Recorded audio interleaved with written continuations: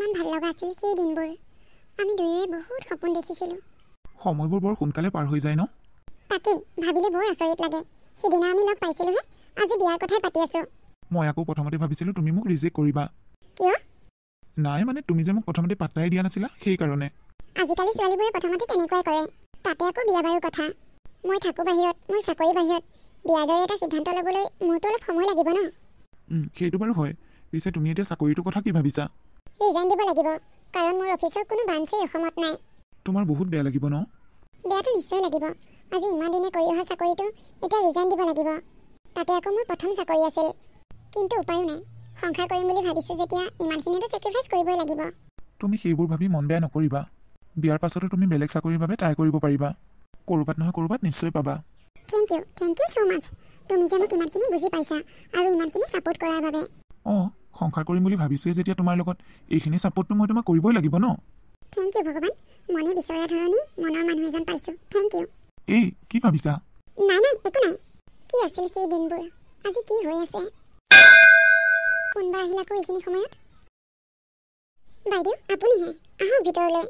মই ভিতৰত বহিবলৈ অহা নাই, কথা এটাৰ কাৰণেহে আহিছোঁ। কি কথা বাইদেউ, কওকচোন। মই ঘৰটো প্ৰথম তোমালোকক ভাড়ালৈ দিওঁতেই কৈছোঁ, মোক প্ৰতি মাহৰ 10 তাৰিখে ঘৰৰ ভাড়া দিব লাগিব। কিন্তু আজি 2 মাহমানৰ পৰা তোমালোকে 15 তাৰিখৰ আগত ঘৰৰ ভাড়া দিব নোৱাৰা যে কিয়? আজি কেই তাৰিখ হ'ল, খবৰ আছেনে তোমালোকৰ? মানে বাইদেউ, এওঁ আজিকালি দৰমহাটো হওঁতে অকণমান দেৰি হয়, সেইকাৰণেহে আপোনালোকক টাইমত ভাড়াটো দিব পৰা নাই। শুনা, তোমালোকৰ দৰমহা কেতিয়া হয় কেতিয়া নহয় সেইবোৰক লৈ মোৰ কোনো মতলব নাই। মুঠতে মোৰ ঘৰৰ ভাড়া টাইমত মই পাব লাগিব। কালিৰ ভিতৰত মোক ঘৰৰ ভাড়াটো দি দিবা। শুনিছা নহয় মই কি কৈছোঁ? শুনিছোঁ বাইদেউ। তেওঁ মোক ইমান দম দি কথা কৈ থৈ গৈছে। মই বাৰু এওঁক এতিয়া কেনেকৈ কওঁ কাইলৈ যে ঘৰৰ ভাড়া বিচাৰিছে বুলি। তেওঁ মুখখনলৈ চালে অভাৱ অভিযোগবোৰ দিবলৈ মন নাযায়, কিন্তু ঘৰৰ ভাড়াটোৰ কথাটো ক'বই লাগিব, নক'লেও নহ'ব। কোৱা সংগীতা। কিবা বিজি আছা নেকি?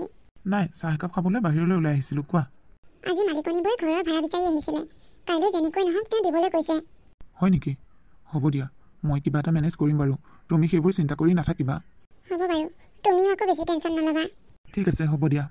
কি হ'ব এতিয়া বাৰু? মই ক'ৰ পৰা হঠাতে 10,000 টকা মিলাওঁ? ইমান যে টেনশ্যন হৈছে নহয় মোৰ, কোনোফালে একো মিলাব নোৱাৰা হৈছোঁ।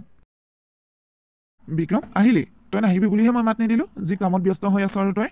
কাম কৰি কৰি ভাগৰি পৰিছোঁ, তথাপিও জীৱনত ছাকচেছ হ'ব পৰা নাই। আৰে তোৰ কি হৈছে? তই মনটো মাৰি আছ যে? আৰু এইবোৰ কি কথা কৈছ তই মোক সহায় এটা কৰিব পাৰিবি নেকি ৰক্তিম? সহায়? কি সহায় কচোন? তই মোক আজিৰ ভিতৰতে টকা 10,000 দিব পাৰিবি নেকি? ইমাৰ্জেঞ্চি।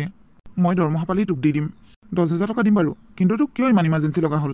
তই ঘৰত থাকি চাকৰি কৰিছ ভাই, ভাড়াঘৰৰ জ্বালা কথা তই নুবুজিবি। মাহৰ মূৰত 10 তাৰিখটো অহাৰ পিছত মালিকে হাল্লা লগাই দিয়ে ভাড়া বিচাৰি। হ'ব দে, মোৰ ওচৰত এতিয়া কেছ নাই, মই তোক অনলাইন কৰি দি দিম। এনেকৈ আৰু জীৱনটো কিমান দিন চলিব? কিবা এটা নকৰিলে, চাকৰিটো আশাতে বহি থাকিলে কি হ'ব? একোৱে কৰিব নোৱাৰিম দেখোন। তুমি এনেকৈ এন্ধাৰত বহি আছা যে? ভাত বাঢ়িছোঁ, আহা ভাত খাই লওঁ। মই ভাত নাখাওঁ, তুমিয়ে খোৱাগৈ যোৱা। ভাত নোখোৱা কিয়? তোমাৰ গা বেয়া লাগিছে নেকি? নহয়, খাবলৈহে মন যোৱা নাই, ভোকো লগা নাই দেখোন। কিবা কথাত মন বেয়া লাগিছে তোমাৰ? নে কিবা চিন্তা হৈছে তোমাৰ? মই বহুত ভাগৰি পৰিছোঁ সংগীতা। যিমান চেষ্টা কৰিলেও মই দেখোন এটা জেগাৰ পৰা আগুৱাবই পৰা নাই। তুমি তেনেকৈ কিয় ভাবিছা? মোৰ এটা সপোন আছিল জানা, গুৱাহাটীত আমাৰ নিজৰ এখন ঘৰ হ'ব, তোমাৰ আৰু মোৰ ঘৰ। মোৰ সেই সপোনটো সপোন হৈ ৰৈ যাব যেন পাইছোঁ। 40,000 টকা দৰমহাৰে মই দেখোন কোনোফালে জোৰাবই নোৱাৰোঁ। ঘৰৰ ভাড়া, গাড়ীৰ EMI, খোৱা বোৱা অন্যান্যবোৰ কৰি থাকোঁতে দেখোন মোৰ হাতত 1 টকাও জমা নহয়। মাজে মাজে আকৌ ঘৰলৈ পইচা পঠিয়াবহে লাগে। মোৰ সপোনবোৰ সপোন হৈয়ে ৰৈ যাব। ময়ো চাকৰি এটা গোটাই ল'ব নোৱাৰিলোঁ। কিবা এটা যদি কৰিব পাৰিলোঁ হয় তোমাৰে অলপ সহায় হ'ল হয়। দুয়োৱে মিলি মাহেকত বহুতখিনি টকা হ'ল হয়। তথাপিও তুমি ইমান চিন্তা নকৰিবা, বেয়া দিন সদায় নাথাকে নহয়। নিশাৰ শেষত যেনেকৈ প্ৰভাত থাকে, তেনেকৈ দুখৰ পিছতো সুখ থাকে। তুমি চাবা, আমাৰ এই বেয়া দিন সদায় নাথাকে, এদিন ভাল দিন আহিব আমাৰো। সংগীতা, তোমাৰ এই কথাবোৰতে মই সাহস পাওঁ। হ'ব বাবা, এতিয়া চেনি মাৰি থাকিব নালাগে, আহা ভাত খাওঁগৈ, মোৰ বহুত ভোক লাগিছে। আহা দেই। ভাস্কৰ কোৱা। বাপৰে, মোৰ নাম্বাৰটো ডিলিট হোৱা নাই তাৰমানে? ডিলিট কৰিম বুলি কিয় ভাবিলা? তোমাৰ একো খবৰ নাই কাৰণে। বহুদিন হ'ল, না তুমি ফোন কৰিছা না মেছেজ কৰিছা।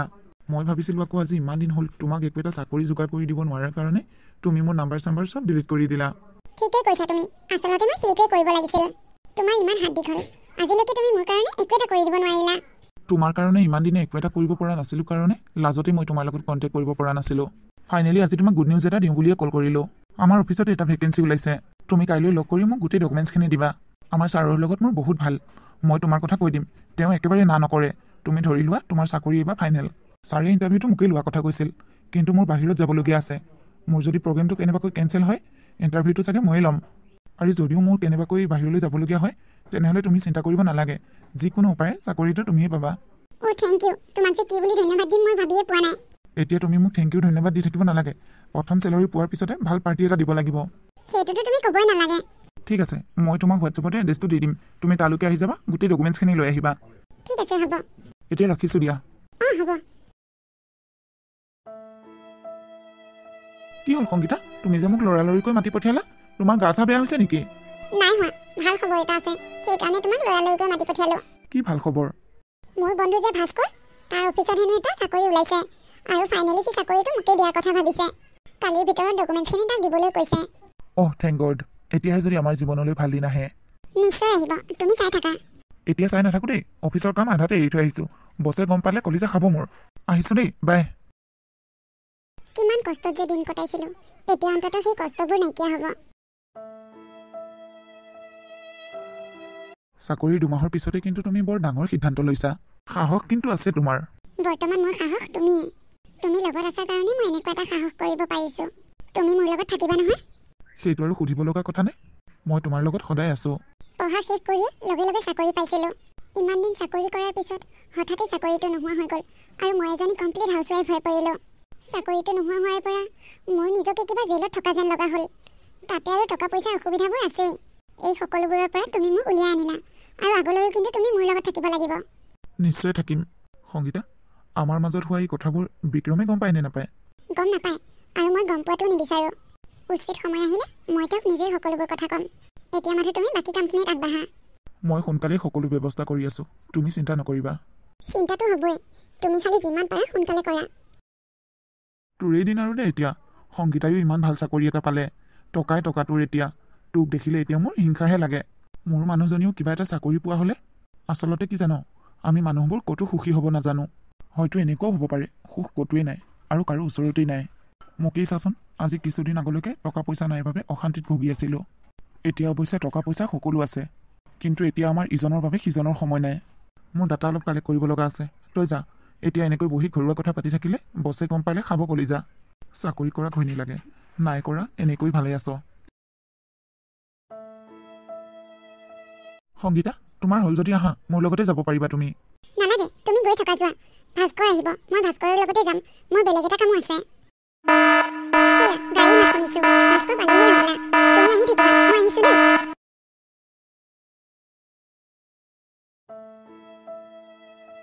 সংগীতা, মোক টকা 10,000 মান প্ৰয়োজন হৈছিল। তোমাৰ ওচৰত আছে নেকি বাৰু? আমাৰ এনিভাৰ্চাৰী আহি আছে।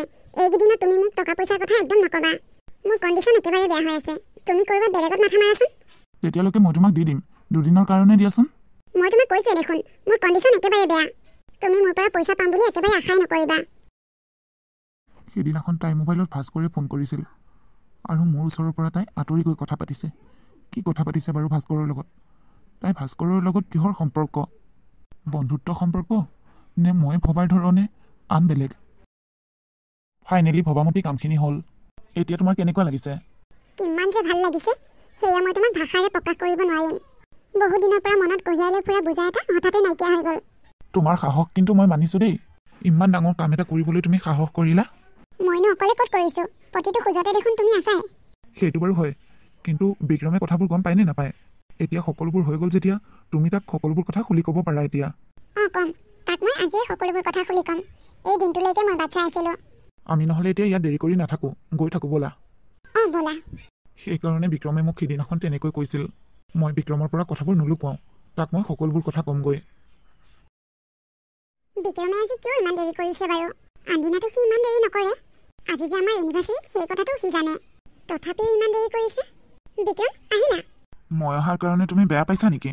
বিক্ৰম, তুমি মদ খাই আহিছা? খাইছোঁ অলপ। আজি আমাৰ এনিভাৰ্চাৰীৰ দিনটোত তুমি এনেকুৱা কিয় কৰিলা?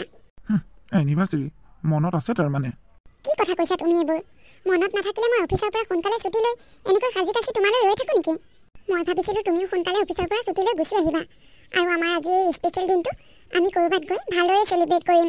কিন্তু তুমি? কিন্তু মই কি? মইতো চেলিব্ৰেট কৰি আহিছোঁ। তুমি কিয় বেয়া পাইছা? তোমাৰ আচলতে হৈছে কি? তুমি কিয় এনেকুৱা আচৰণ কৰিছা? মই কি আচৰণ কৰিছোঁ? ঠিকেইতো আছোঁ। তুমিতো দুপৰীয়া এনিভাৰ্চাৰী চেলিব্ৰেট কৰি আহিছা ভাস্কৰৰ লগত, নহয় জানো? নে মই কিবা ভুল কৈছোঁ? শুনা, তুমি তোমাৰ অনিচ্ছা সত্ত্বে মোৰ লগত সংসাৰ কৰিব নালাগে। তুমি যেনেকৈ ভাল পোৱা, যেনেকৈ সুখী হোৱা, তেনেকৈ থাকা। মোৰ কোনো আপত্তি নাই। তুমি এইবোৰ কি কথা কৈছা? তোমাৰ মনলৈ এইবোৰ কথা আহিল কেনেকৈ? কেনেকৈ আহিল? তুমি মোক সুধিছা ন? তোমাক ইমান ভাল পোৱাৰ পিছতো মই তোমাৰ পৰা অকণমান সময় নাপালোঁ, একো এটা সহায় নাপালোঁ। মোৰ লগত তুমি একেলগে অফিচ যাবলৈ বেয়া পোৱা। মই পইচা খুজিলে তোমাৰ হাতত পইচা নাথাকে, কিন্তু ভাস্কৰক তুমি ঠিকেই সময় দিব পাৰা। ৰেষ্টুৰেণ্টত বহি চাহ কফিৰ জুতি ল'ব পাৰা। মই নজনাকৈ তাৰ লগত তুমি মনে মনে সম্পৰ্ক চলাই আছা। বিক্ৰম, তুমি কেনেকৈ ইমান নিজ কথা ভাবিব পাৰিলা?